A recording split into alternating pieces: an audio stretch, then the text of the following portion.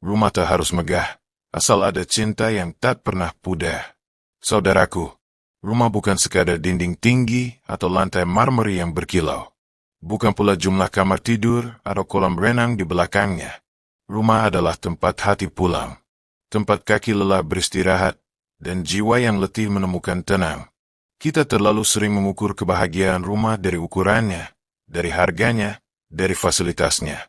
Padahal, yang menjadikan rumah benar-benar rumah adalah cinta yang menetap, bukan barang-barang mewah yang memikat. Pernahkah kamu bertamu ke sebuah rumah sederhana, atapnya seng, dindingnya kayu lapuk, tapi suasananya hangat dan damai? Tawa anak-anak mengisi ruangan, aroma masakan ibu menyambut dari dapur kecil, dan sepasang suami istri saling melempar senyum meski pakaian mereka jauh dari kata baru. Itulah rumah yang sebenarnya. Bukan gedung megah tanpa pelukan. Bukan istana mentereng yang dingin tanpa sapaan. Cinta membuat ruang sempit terasa lapang.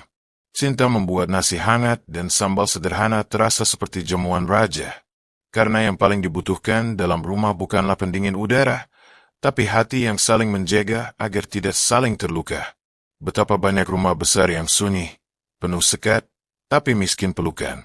Saling sibuk, saling gengsi, saling menyalahkan. Di ruang tamu ada sofa mahal, tapi tak ada cerita yang dibagikan.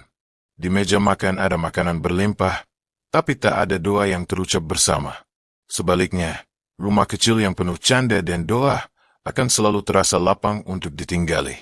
Di sana, cinta tidak hanya tinggal sementara, tapi tumbuh, bersemi, dan diwariskan.